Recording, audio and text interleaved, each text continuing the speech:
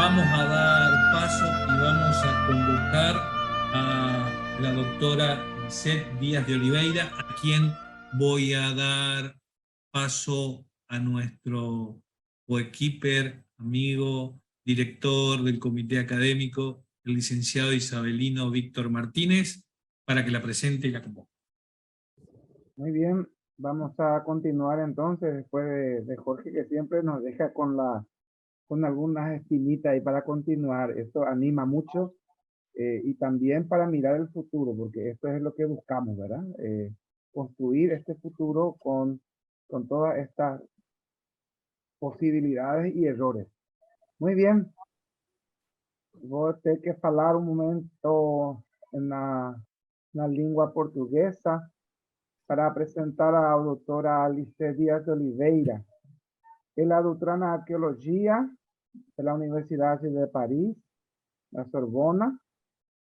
Ela tem muita fala, não? E pesquisa no mundo da informação. E mais também aqui conosco hoje, ela vai falar em espanhol, mas queria usar essa língua para dizer bem-vinda conosco aqui e a esta oportunidade, não, para estar conosco aqui. Então, doutora, muito boas tardes, bem-vinda. E completo esta apresentação em Guarani. Estamos contentos de que estés con nosotros aquí. Bienvenida. Gracias. Bueno, buenas tardes. Agradeço a oportunidade de apresentar este trabalho. Não sei se vou falar em português ou em espanhol ou em portunhol. La verdad que preferiríamos, doctora, que si puede hablar en español como le salga o como pueda, con todas las contemplaciones que sabemos que nos hace la integración de nuestra región. Va a ser bienvenido por la cantidad de gente de las redes que le va a facilitar. Ok. Mi espanhol é um espanhol de México e hace muito tempo que não hablo, quase uma vida. Então, espero que não seja muito difícil de compreender.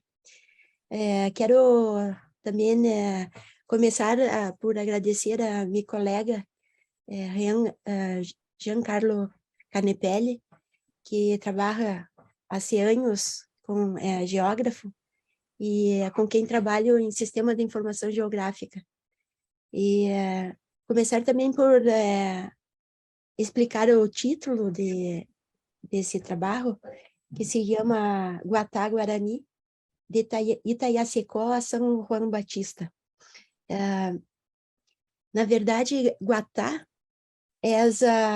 quer dizer em Guarani caminhando, que eles viviam vou falar sobre um pueblo específico, que é um pueblo de um cacique, a gente do cacique que se chama Guayamica, e Guatá quer dizer na caminhada, mas também o caminhar é o fundamento da cultura guarani, assim como as belas palavras, e que tem tanto um sentido de deslocar-se em el espaço, como de deslocar-se para dentro de si mesmos.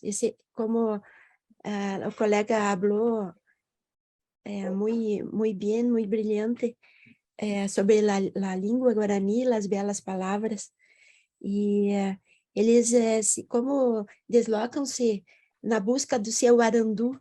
Arandu é a sombra, o seu escudo interior. E então, pode, por favor, pode passar? Sim. Aí está essa caminhada que começa, segundo a cosmologia dos Guarani, no centro do mundo. Pode passar, por favor? Está em espanhol. E um outro ainda. Começa no centro do mundo, que se chama Imbité, que é o Paraguai, né, o centro do mundo, e coberto de bosques, há uma outra parte que é Paramiri, que depois do dilúvio, depois do final do primeiro mundo, a água inundou parte da região e então esse centro do mundo ficou Paraná, a Mesopotâmia entre o Paraná e o Uruguai, e lo que hoje é a província de Misiones, em Argentina. Também há uma outra parte que se chama TAP.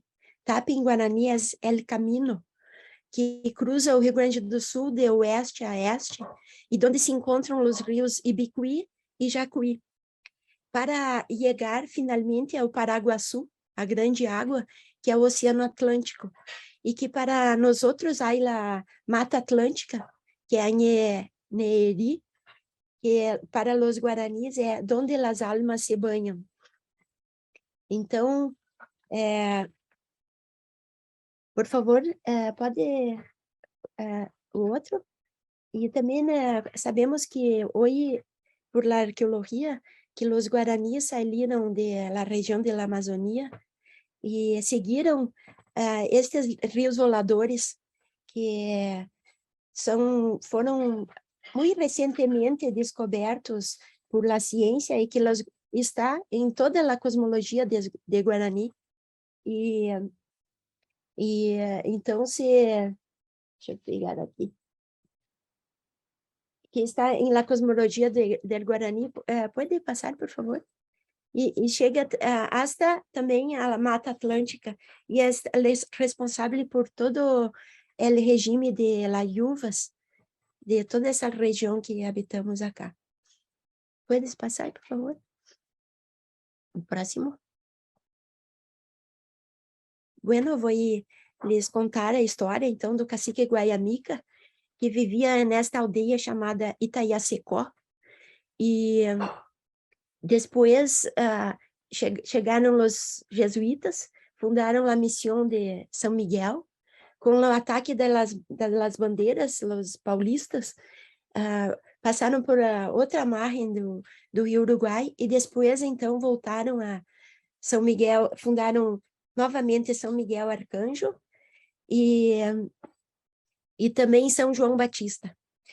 O que Rian e Jean e Joe procuramos, então, é seguir essa população, porque normalmente falamos muito em os monumentos, os sítios arqueológicos, e estamos muito interessados também em la gente. E como foi dito, trabalhamos com um sistema de informação geográfica. Pode passar, por favor? Um outro? Um outro?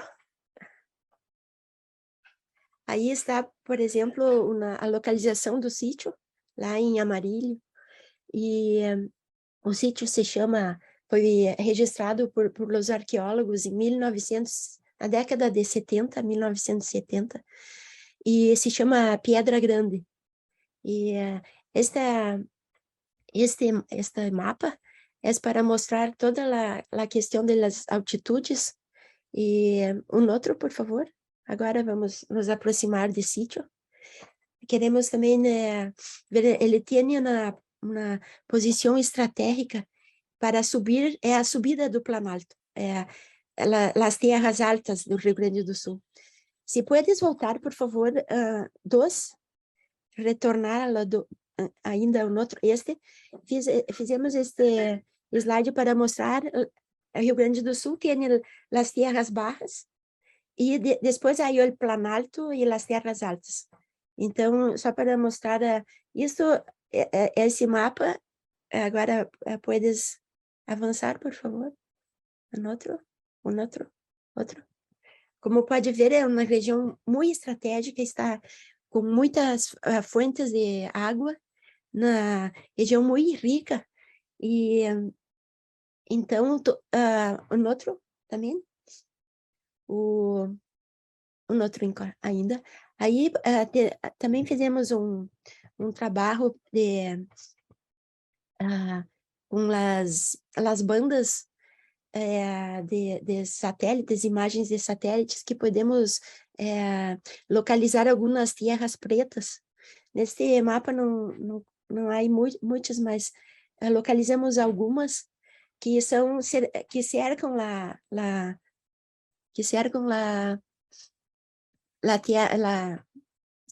Pedra Grande. A Pedra Grande, o sítio está acá. Então, acá está na igreja, que depois eu lhe mostrar. E um outro, por favor. Aí está um bloco. Tudo isso hicimos com o sistema de informação geográfica, porque podemos atualmente plotar, localizar qualquer vestígio arqueológico se pode localizar dentro desse sistema, que é um sistema único. Depois trabalhamos já com por exemplo, um trabalho que hicimos sobre o Forte de Santa Tecla, que uno falou creio que ayer, falaram sobre o Forte de Santa Tecla. E então ali está, vejam, é muito rico de água. De fato, o Rio Grande do Sul é o segundo estado do Brasil com mais volume de água. E pode passar, por favor? Aí está, é um sítio muito importante para nós outros, porque aí esse bloco de pedra, de arenito, que são 85,5 metros de comprimento, 8,5 metros de altura e 9 metros de espessura. E esse sítio, então, foi escavado na década de 1970, depois em 80, em 90 também. E toda essa parte que estão vendo está coberta de pintura, de gravuras rupestres.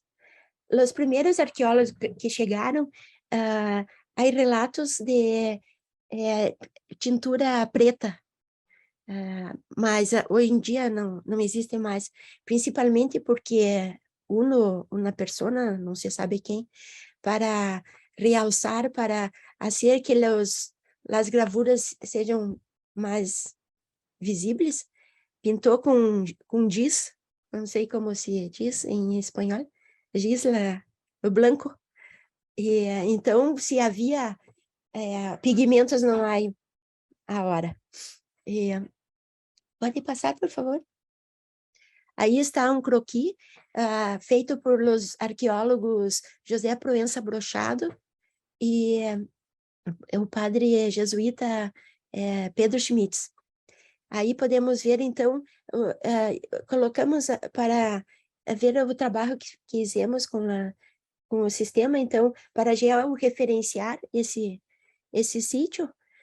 Não está muito claro, mas na imagem de satélite se pode ver as curvas de nível. Como se chama a curva de nível em espanhol? Não lo sei. Las curvas de nível? Curvas de nivel. Curvas de nivel lateral. Ok, então está bem. Então, me compreendem? Está compreensível meu portunhol? Sí, cuanto más en español habla, más la comprendemos. No hay... Ok. Então, eles fizeram escavações de poços testes acá, e é um sítio muito importante porque aprofundizaram os poços testes e lá encontraram lascas de pedra que se soltaram. Então, foi possível fazer 4 datações em carbono 14, e assim podemos datar relativamente também as pinturas. E pode passar, por favor. Uma coisa. Aqui, sim, pode passar, por favor. Aqui, a próxima vai. Aqui estão as curvas de nível, então, fizemos a georreferenciação do sítio. Acá está uma igreja, e aqui está, que é nova, do século XX. Então, esse sítio é tão importante porque ele funciona como uma régua, uma escala de tempo que podemos datar todas as gravuras que há em Rio Grande do Sul, também que outras em Argentina que se pode relacionar também. E próxima, por favor, Carlos. Aí, esse trabalho está ainda em processo, então estamos mostrando, não está ainda acabado, mas pensamos que é importante de mostrar aqui estamos, para onde estamos indo. O sítio Guarani estava deste lado do bloco. Outro, por favor. Para ver o outro lado. Aqui está o outro lado e os poços diéstes que foram feitos. Foram feitos também acá. Aqui uma escavação em larga escala também foi feita. Próximo, por favor. Aqui estão as gravuras que foram registradas por los primeiros que registraram o sítio. Eles registraram em 4 painéis diferentes. Aí está um. Quero lhe mostrar. Acá estão as pegadas de felinos, que vai dar o nome ao sítio, porque então esse sítio foi registrado como da tradição meridional, estilo pegadas. Então, por essas pegadas e por pegadas de aves que vamos ver depois. Pode passar o outro? Aí pintei para ser uma diferenciação, mas não muito preciso, solamente para que possam ver as diferentes formas de gravuras. O próximo. Aí está na outra parte, então dividiram em 4 partes todo aquele bloco. E na outra, por favor. E aí está na outra parte. E aqui também há pegadas de aves, que deu o nome ao sítio. Próximo, por favor. Umas fotos para que vocês possam ver que tipo de gravuras há. Próximo. Próximo também.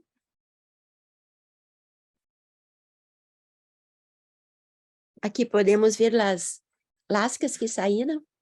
Então, esta pintura seria o estilo C, que era o mais recente. Então, todo ele foi datado relativamente. E com a datação de carbono 14, então se pode também aproximadamente datar as gravuras. Próximo. Aí quero chamar a atenção porque creio que, apesar dos arqueólogos colocarem isso como se fosse o estilo mais antigo, creio que aí são, como se diz, tiros de armas de fogo, que não sei quem, unos hicieron então com um geólogo com quem trabalhei na universidade. Fizemos também um estudo para tentar mostrar as bordas que estão acá, como seriam provocadas por os tiros que entram, né? Então, aí toda uma discussão se é arte rupestre, se é tiro, se é o que, porque o próprio conceito de arte rupestre é um pouco questionável, né? Pode passar, por favor. Próximo. Aí está o diário de campo do professor Brochado. Todo esse material está na PUC do Rio Grande do Sul. E é um diário muito preciso, com uma escavação muito cuidada, que é a primeira que registrou esse sítio como Pedra Grande, RS-SM 07, desculpa. Próximo. Bueno, aí, como lhes havia dito, se pode fazer uma correlação entre a datação de carbono 14 que há, também acá são a estratigrafia. Então, foi até 1,40 m, 140 centímetros escavado, as mais profundas.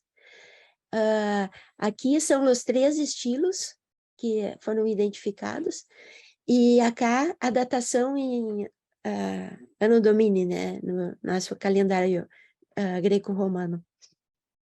Eles identificaram, então, 3 estilos, estilo A, B e C, e aqui estão as datações. Creio que esta apresentação não tem... Pode passar, por favor, Carlos? Uma mais? Não, aí não... isso na outra apresentação, mas ayer tive problemas com a internet. Não pude enviar a última, mas não tem problema. Uma coisa que creio que é muito importante quando se habla de Guarani também, que esse sítio está registrado nos documentos que Pastel transcreveu, como o colega Sétimo falava ayer, e se chama Itaiacecó. E eu faço cursos de Guarani há muitos anos, e perguntei a meu professor, le demandei a meu professor de Guarani a tradução de Itaiacecó. Então, Ita, lo sabem, pedra, o I que hace lo pequeno, né? Então, seria uma pedra pequena. E o professor explicou que secó não há em Guarani, mas existe Checó. E aqui uso o dicionário do professor Meliá, este dicionário acá. Existe Checó, que com J, la rota. Checó se diz, dizem que vai venir, ou que é um apoio, um reclinatório, um recostadeiro. Mas também há na palavra acima, que é checar. E checar quer dizer grieta, rotura, rateadura, rachar-se, quebrar-se, agrietar-se, estar rachado. E o que queria lhes comentar é que o professor que é geólogo, com quem trabalhei há 4 anos, fez um estudo de Rualdo Menegá, fez um estudo das falhas geológicas que há, e passa uma falha justamente em essa pedra, nesse bloco de arenito. Então, creio que é muito curioso que os Guarani haviam hablado em uma pedra chamado la piedra, como se estivesse identificando uma rachadura, uma falha geológica, né? Sem todos os aparatos científicos que temos hoje. Pode passar, por favor? Bom, este seria, então, o estilo A. A próxima, o mais antigo. A próxima, por favor. Esse é o estilo B. Estilo B seria relacionado com as... Não encontrei esse estilo beber estilo B na biblioteca do app Apple Music. Você pode me pedir para reproduzir uma estação de rádio ou para usar um app específico? A ver. Se escapou. O estilo B, então, estaria relacionado na datação, justamente com a aldeia Guarani. E um próximo também, o próximo estilo C, que é o mais recente. E seria, então, relacionado ou com a aldeia, ou mais próximo. Posso lhes dar a datação que tenho aqui? Por exemplo, a datação mais antiga é de 900 a 790 a.C. A segunda já seria na aldeia Guarani, porque estava os Guarani haviam chegado acá, de 1110 a 1190, a terceira datação de 1305 a 1385, e a quarta datação de 1632 a 1640. Então, quando os jesuítas já estariam aí, essa datação é uma datação de superfície. A próxima, por favor. Vejam, esta... Não, volta, por favor, Carlos, desculpa. Vejam que esta é o que deu o nome ao sítio estilo pegada, né? E, então, são pegadas de aves, como os arqueólogos identificaram. Próxima, por favor. E essa é a saracura, uma ave que está em todo o território do Rio Grande do Sul. Não sei se é o nome não sei como se chama em espanhol. Não sei lá traduzir.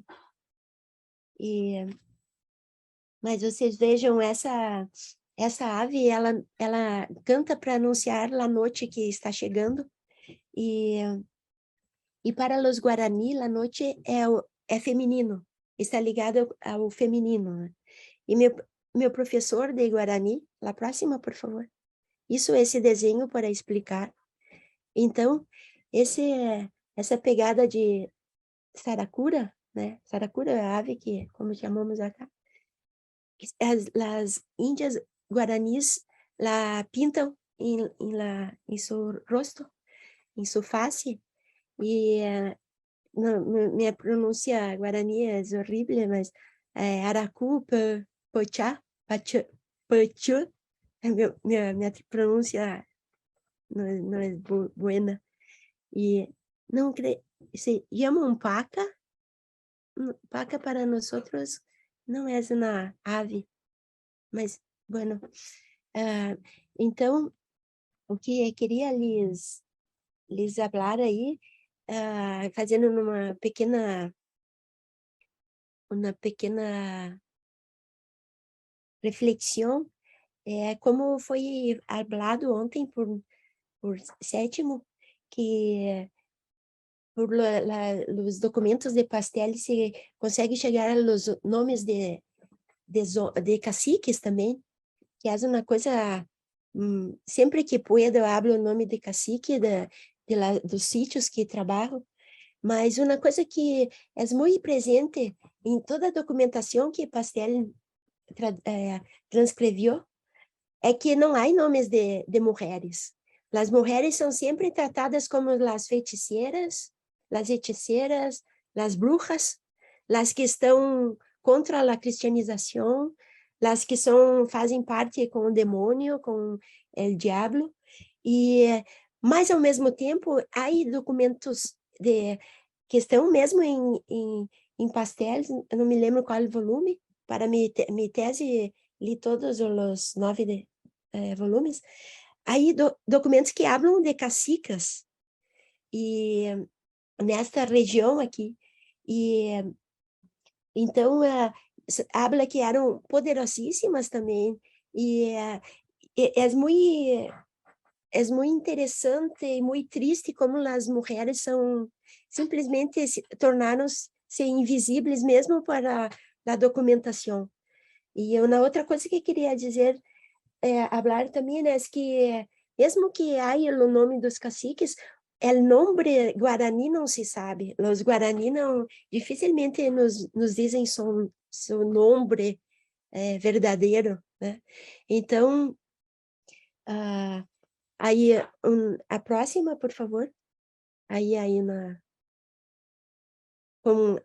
fumando também o petinguá e com a pintura no rosto. A próxima, por favor.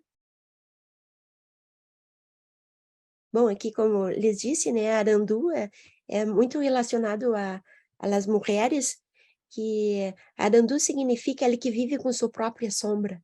E creio que é muito importante essa questão da noite, da sombra, do escuro, que são relacionadas às mulheres.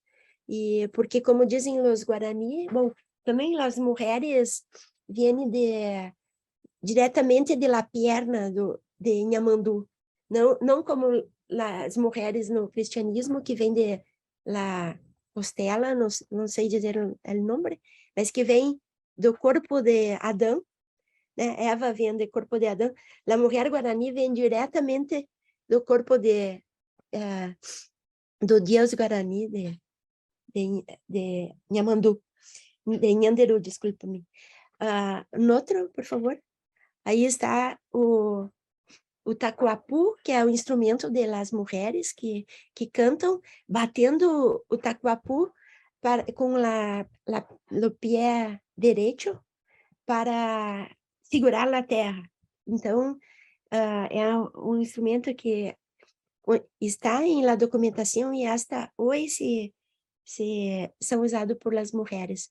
Uma outra coisa também é que creio que é importante e que a colega falou hoje é as plantas de poder.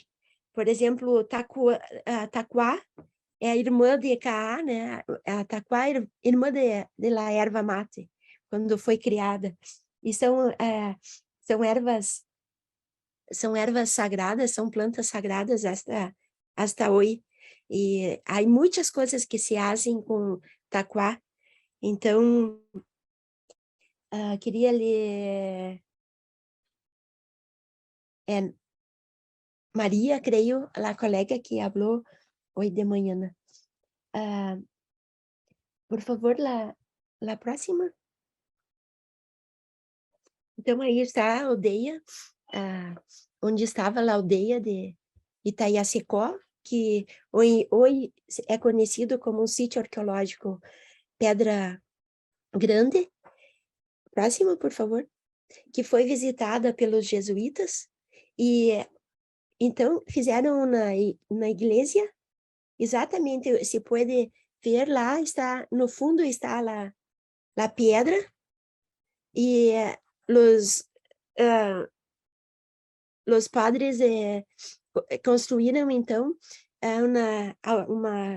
uma capilla e na documentação também se diz que provavelmente foi construída uma capela, mas como São Miguel, né, que foi fundada depois, ela era fundada dentro, em cima das aldeias, não havia construções que se consolidaram, que se preservaram até os dias de hoje. E próxima, por favor. E as mulheres que são tão sagradas para os Guarani, até hoje, ficaram presas, e foi também falado ayer, estavam presas em El Cotiguaçu, quando se começou as missões. Essa é a representação do Cotiguaçu de São João Batista, que vamos ver mais a seguir. E vocês vejam que, então, as mulheres saíram de Itaiacicó como gente sagrada, muito respeitadas, e em 60 anos, somente 60 anos, elas estavam então aprisionadas no Cotiguaçu e consideradas bruxas pelos jesuítas. E isso eu queria que pensássemos, se passou solamente 60 anos, que para nós outros quase solamente 2 gerações, e onde estavam então presas as viúvas e as órfãos. E como disse a colega ayer, não porque os maridos, né, os índios, os Guarani, les rejeitavam e elas iam para o Cotiguaçu, mas por la quantidade de viúvas que havia em los pueblos, muitas viúvas. E viúvas porque os índios, eles tinham que prestar serviço militar, como já foi falado acá, e nesse sentido eu queria falar a Sétimo, que em minha tese de doutorado, isso um levantamento de todos os trabalhos que a Armeia Guarani prestou por la corona espanhola. Se queres, tenho isso em minha tese, puedo passar o arquivo, se tem interesse de um dia trabalhar com isso. E Então, a próxima, fazendo esse parênteses. Bom, chegam os jesuítas em la região. Próxima, por favor. Esse mapa, não, ai, não, aí não, nesta apresentação não há o mapa que queria mostrar. O mapa de 1616, onde não há, quase não há os rios, é um mapa muito simples, antes da chegada de Roque González. Pode voltar, por favor? Uno. Antes da chegada, não, mas, pode voltar, aí. Bueno, Roque González chegou nas margens do Rio Uruguai, e vocês vejam, quando fundou a redução, uma missão, e ficou, se não me engano, como 6, 7 anos, que não passava para o outro, não atravessava o Rio Uruguai, porque todos lhe diziam, não vai, porque é as terras de feiticeiros. De fato, o Rio Grande do Sul, como hoje é o Rio Grande do Sul, é as terras de feiticeiros, não, lhe diziam não passe para lá, porque não querem os jesuítas acá.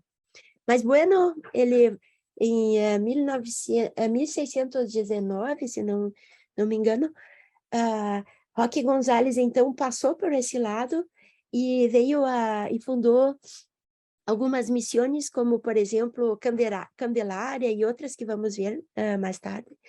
E os Guarani disseram, não queriam expulsá-lo, e ele disse, les falou de descer o Planalto e vir para a parte baixa. Então, Jean e eu hicimos, de acordo com a documentação, e cartas, e bom, esse mapa, como pode parecer muito sencillo, mas há muito trabalho para chegarmos a esse traçado, e então abaixo está a aldeia de São Miguel, a aldeia de Itaiacecó e São Miguel. Então, quando ele chegou aqui, Guayamica lhe disse, não queremos acá. Ele voltou para o outro lado do Rio Uruguai, e depois ele soube que tinham quebrado imagens de La Santa, de Candelária, e voltou a Candelária. Bueno, pode passar, por favor? Não passe, por favor. E Roque González, então, foi morto em Caró, que está logo acá, não sei se é possível de ver. Aqui está Caró. Não, aí está Caró, onde ele foi martirizado junto com mais 2 jesuítas. Próximo, por favor. Depois, então, chegaram os bandeirantes, atacaram as missões do Guairá, e os jesuítas desceram e começaram a fundar várias missões. Então, todas essas missões acá em Brasília, chamamos missões del TAP, mas são missões, por exemplo, que estão sobre o rio Ijuí, né? Sobre o rio também Piratini. Todas essas são missões. Próximo, por favor. Aí é o mapa de 1940, 41, e só para ver, porque eu vou mostrar no outro, próximo. Aí repetiu. Próximo. Aqui, então, estão as missões mais abaixo. Aqui está São Miguel, que antes se chamava Itaiacecó. Aqui está São Tomé, que ayer foi apresentado o trabalho de São Tomé, e creio que seria interessante como sugerência, mostrar que São Tomé, que foi trabalhado ayer, a gente de São Tomé é a gente que vivia acá nas terras do Rio Grande do Sul, e que passou junto com São Miguel para o outro lado, e depois também a gente passa. Então, a gente de São Tomé, como vamos ver mais adiante, a seguir também passa junto, e vem fundar São Borja, acá em Rio Grande do Sul, né? Maria Alejandra, a arqueóloga que está trabalhando lá. Então, a próxima, por favor. Este é o mapa das missões sobre o rio Ibiqui, que lhes falei. Aqui está, então, São Tomé, São Miguel, São Cosme. Isso é uma leitura que há muitos mapas, fizemos a partir de vários mapas históricos, e então aí as cidades também, as atuais cidades, para que a gente pueda se ubicar. A próxima, por favor. E aqui também na outra parte, mas tudo falamos como missões de TAP, que são praticamente desconhecidas em Brasil. Não se habla porque os 30 pueblos e os 7 pueblos são la grande superstar. E não se habla nessa parte que é muito importante, porque se não se habla dessas missões, olvidamos também toda a resistência que tinha e grande parte da história, né? Acá quero lhes... o Cristóvão de Mendonça, que fundou todas essas missões acá, ele foi morto também por esta região de Caxias, acá. E esta aqui onde está Colinas, não sei se conseguem ver, junto ao rio Guaporé, aqui está Colinas. Havia um mu em Guarani, quer dizer, um índio que agora eu não estou lembrando seu nome. Consegue ver Colinas? Aí o rio Caí, o rio Taquari, e aqui está a cidade atual de Colinas. Então aí vivia um mu, que era um Guarani que escravizava os índios e vendia aos portugueses que vinham pela Laguna dos Patos, no Lago Guaíba, entrava aqui pelo rio Jacuí, pegava o Taquari, até chegar nas terras de Simu, e trocava por sombreros, trocava por camisas, e depois voltavam para levar Guarani escravizados a São Paulo. Próximo, por favor. Bom, chegam os bandeirantes na província do TAP. Próximo. Aí fizeram o caminho pelo Planalto, só para ver os dois caminhos dos Guarani que chegam e dos bandeirantes que chegam por outro lado. Próximo, por favor. Então, foram muitas bandeiras, mas aí selecionamos somente 4 bandeiras, né? E então, a do Raposo Tavares, André Fernandes, Fernão Dias Paz, e essa bandeira que depois é conhecida como bandeira de Mbororé, que depois vai expulsar definitivamente os bandeirantes desta região. Próximo.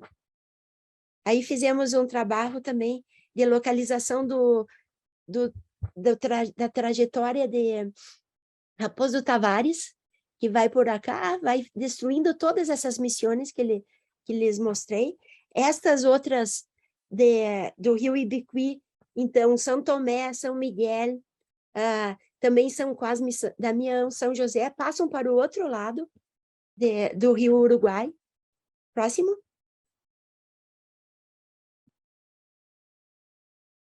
Aí, então, a política de poblação dos portugueses muda, cambia, e eles começam, então, a fazer fundações mais definitivas. Aí les mostro rapidamente as fundações, né? Paranaguá, depois São Francisco, Nossa Senhora do Desterro, que é Florianópolis, Laguna e a Colônia de Sacramento. Pode passar, por favor?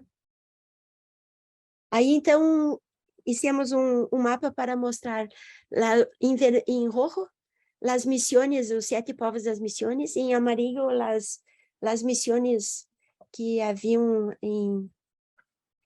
conhecidas como as missões, parte das missões do TAP. Próximas, por favor.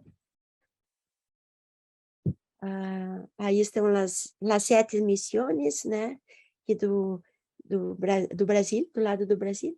São Nicolau tinha sido fundado em 1626. São Miguel, São Miguel com a gente de São Miguel. São Luís Gonzaga com a gente de São Tomé. Por favor, pode ter o próximo. Aí tá, então aí se pode ver. São Tomé, por isso pensei, quando a Maria Alejandra falava ayer sobre Santo Tomé, pensei que a gente continuou e voltou também para o outro lado, né? Mas não mais em las tierras bajas, mas em las tierras altas do Rio Grande do Sul. Próximo? Já estou chegando ao final. Bueno, aí para mostrar São Miguel, São João Batista e Santo Ângelo. Esse é o trabalho que fiz durante minha tese em 1997, que já trabalhava com sistema de informação geográfica. Próximo, por favor.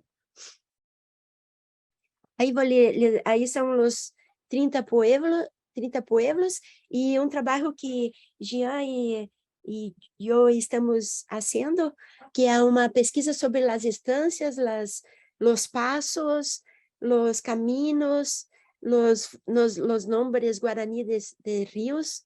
Então, aí estão as missões, em negro, as missões dos 30 povos. Acá, as missões do TAP, em rojo. E em verde, todas as estâncias. Próximo, por favor. Aí, solamente para ver as diversas estâncias. Por exemplo, a estância de São Tomé, né, que a Maria Alejandra falou também ayer. Aí estão todas as estâncias, São João, São Miguel, a mais grande estância. Por favor, pode passar. Estou quase acabando, não sei como estou de tempo. Mas, bueno, depois, então, quando fundam a colônia de Sacramento, os portugueses começam a ser povoamentos em no litoral e a coroa espanhola começa a retornar as missões para o outro lado do Rio Uruguai. São Miguel, aí está a estância de São Miguel, a mais grande que tinha, e que depois, em 1710, se me recuerdo bem, vão a ser a Vacaria de los Pinhales, no Planalto. Aqui, Jean e eu fizemos também, podemos ver os cursos d'água e também as cidades atuais, os limites das cidades atuais, porque é importante que de uma instância, né, não me lembro quantos municípios há hoje, somente para ver a enormidade que era essas instâncias. Por favor, próximo. Aí a instância de São João, para ver lá, que podemos ver lá no mapa também a ubicação dessas instâncias todas. Próximo, por favor. Bom, São Miguel, como eu lhes disse, é próximo. Aí está, então, São Miguel, Patrimônio da Humanidade, e é mais famosa das missões acá, e que é próxima. É uma igreja monumental, também escavei parte dessa redução. E então, quando falamos de igreja el templo de las missões, sempre pensamos em São Miguel. E o que não está correto em minha opinião, porque esse templo não era característico das missões. E sempre que puedo, hablo isso e reforço que esses templos em pedra, em estilo europeu, em verdade, mostram como somos colonizados, como queremos que valorizamos sempre a cultura europeia e não valorizamos o que há de nós outros acá, que vou lhe mostrar. Próximo, por favor. Aqui a demografia, também uma parte de minha tese. Então, podemos ver, aqui está deslocado, 1698, a flecha está deslocada, mas quando há uma queda de população, porque São Miguel é dividida em dois, para fundar São João Batista. Próximo, por favor. Então, aí está as ruínas de São Miguel, no início do século XX. Vejam que eram ruínas, depois foram consolidadas e refeitas também. Próxima, por favor. São João Batista, temos relato do Padre Sepe, como foi fundada, uma documentação muito grande, e em minha tese trabalhei muito sobre São João Batista. Por favor, próxima. Porque quando eu estava fazendo a pesquisa, as investigações, fiz uma varredura em todos os mapas da Biblioteca Nacional em França e encontrei esse mapa, esse plano, que é uma coisa maravilhosa de vê-lo personalmente. Estava em 300 anos que estava perdido porque estava mal indexado e a gente não chegava a esse plano. Então, é uma das mais grandes emoções que tive em minha vida foi quando pude pedir para ver o mapa, e me trouxeram um mapa muito grande, e está cheio de detalhes. Estou quase acabando, por favor. Próximo. Aqui está o Cotiguaçu, né?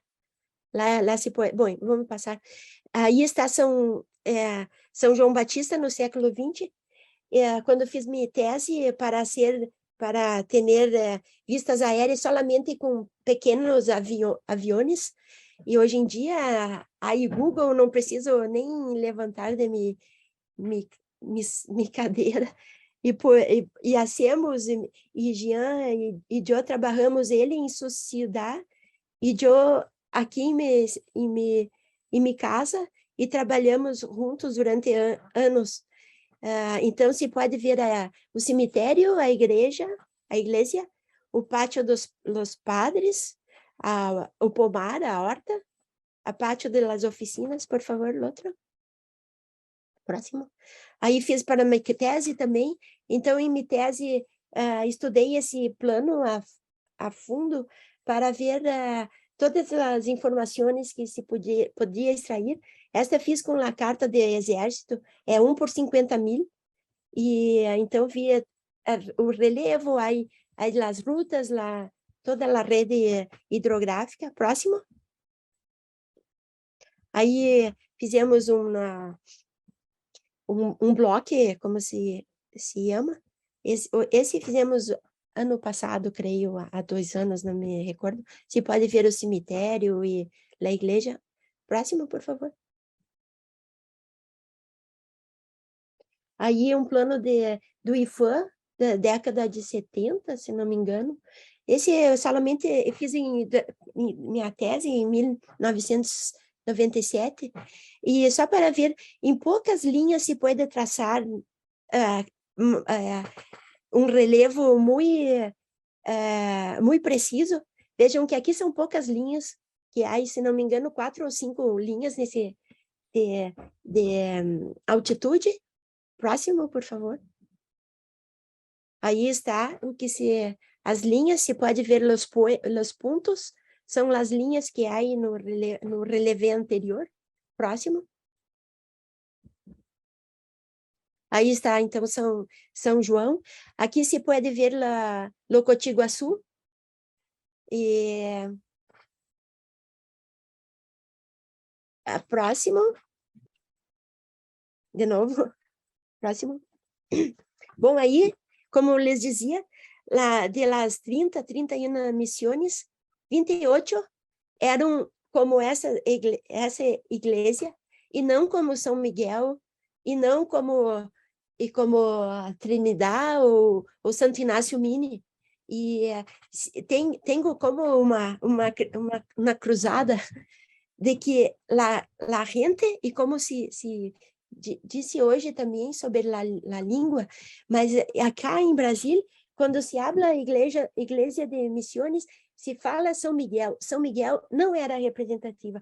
Representativa e a típica igreja era a igreja de São João, como são a de Chiquitos, a mesma de Chiquitos, a mesma de Mochos, a mesma de 28 de la província jesuítica del Paraguai, e as igrejas que transformamos em patrimônio da humanidade são as igrejas europeias que não são representativas para nossa cultura. Doctora, debemos tratar de resumir, sintetizar, porque estamos Sim, pasados. estou acabando. Aí está, então, a fachada da igreja. A próxima, por favor. Também aí, vejam que aquele plano, há muitas coisas do cotidiano, como as casas de índios, a música, que era muito importante para as missões, e a gente colhendo cocos e próximo, por favor. Aí solamente. Bueno, gracias por, y discúlpeme mi español, mi portuñol. Espero que tengan No, entendido mi se entendió perfecto. Isabelino, Obrigado pela sua apresentação, doutora. Aqui nós na sala tem uma pergunta para ela, então iremos ficando, não? ¿Hay alguna pregunta para la doctora que podamos compartir acá juntos? Tengo una pequeña... Sí, Cetimio. Entonces, dos cosas o tres, vamos a ver, rapidito. Primero de todo, agradecerte, Lisette, por la proficua y profunda explicación, sea en la línea de conducir el relato, sea en los mapas. La segunda cosa es la siguiente. Hay un cartel que tú mostraste que dice sobre la palabra Arandú, el que vive con su propia sombra. Y mi pregunta es, en Corrientes a esa palabra se la traduce de otra manera, como el que oye el tiempo, el escuchador del cielo, el escuchador del tiempo. ¿Cómo se compaginan estas dos visiones si estamos saliendo de la misma raíz lingüística? Creio que esse Arandu foi me ensinou meu professor de Guarani, e que Arandu como a sabedoria, uma sabedoria que está muito, uma sabedoria interna, interior, ligada também a la gente, como a la gente, como não uma sabedoria do cotidiano, vamos dizer, porque havia como duas línguas, uma língua sagrada que nós outros que somos Juruá não chegamos nem mesmo nem mesmo cerca de la cultura guarani, porque em minha tese uma de las hipóteses é que há um grande segredo e não conhecemos muito bem. Conhecemos de Guarani o que os Guarani querem nos dizer. E essa palavra está ligada, creio, justamente a ese sentido. Sí, yo estoy de acuerdo contigo con el sentido del sabio, de la experiencia, por haber visto, por haber vivido. Pero sí, me llama la atención porque entonces tú usas la expresión el que vive con su propia sombra. Es decir, sí, ¿qué metáfora hiciste interiormente para llegar a esa conclusión? Pois é, porque segundo meu professor, e Carlos Papá, que é um Guarani que vive também em São Paulo, dizem que quando, por exemplo, nós estávamos dormindo e acordamos, nos dizem sempre, quando acordas, não abre os olhos. Fica com os olhos no escuro, porque o escuro está ligado a las mujeres, así como la saracura y la noche, porque en el escuro no se hace la diferencia de feo y de bonito, no se hacen essa, en el escuro no hay diferencia, todo está igual.